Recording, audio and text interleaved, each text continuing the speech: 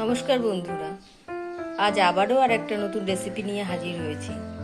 পোস্ত দিয়ে পার্শে, খেতে দারুণ মজাদার। আসুন দেখে নেওয়া যাক আমি কিভাবে করি। ভিডিওটি যদি ভালো লাগে লাইক, শেয়ার, কমেন্ট ও সাবস্ক্রাইব করতে ভুলবেন না। মাছগুলিকে ধুয়ে আমি নুন, হলুদ ও সামান্য লঙ্কার গুঁড়ো আমি মাখিয়ে রেখেছিলাম। এখানে আমি 3 থেকে 4 চামচ পোস্ত ও 5 থেকে 6টা কাঁচা মরিচ আমি নিয়ে একটু বেটে নেব। পোস্তটা আমার বাটা হয়ে গেছে, আমি তুলে নিয়েছি। একটা ছোট সাইজের পেঁয়াজ নিয়ে আমি কুচিয়ে নিয়েছি, সেটাও আমি বেটে নেব। একটা ফ্রাই প্যানে আমি বেশ কিছুটা তেল দিচ্ছি মাছগুলিকে ফ্রাই করার জন্য।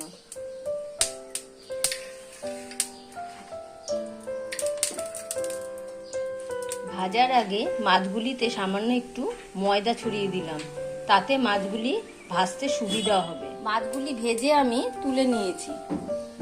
একটি বাটিতে 1 চামচ হলুদ গুঁড়ো, 1 চামচ জিরার গুঁড়ো, 1/2 চামচ লঙ্কার গুঁড়ো ও 1 চামচ নুন দিয়ে আমি পেস্ট করে রেখেছি। এবার ফ্রাই প্যানে আমি আরেকটু কিছু তেল দিয়ে কালি জিরে দিয়ে দিয়েছি। এর মধ্যে আমি বেশ কিছুটা পেঁয়াজ দিয়ে দেব।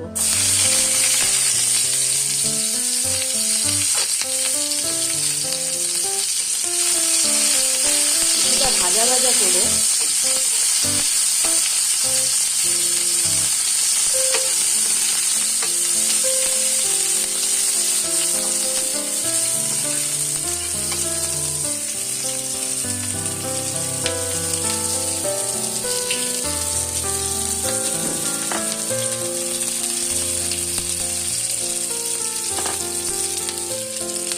ভিজিয়ে রাখা এই মশলাটা ও এই পেঁয়াজ বাটাটা আমি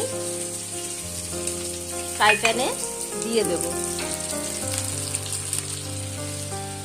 1 চামচের মতো আমি একটু চিনি দিয়ে দিলাম, আর সামান্য একটু জলও দিয়েছি আমি।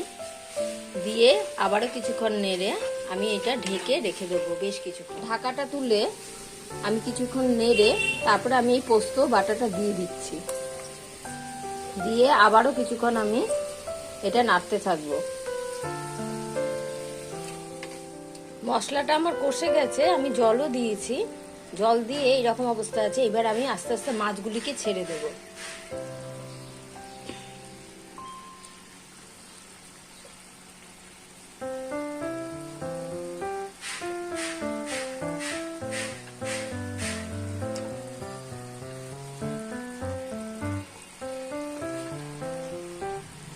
দিয়ে আবারও কিছুক্ষণ আমি ঢেকে দেব।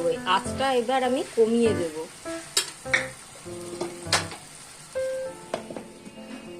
আমি একটু উল্টিয়ে দিয়েছি। এবার আমি একটু ধনেপাতা আমি দিয়ে দেব।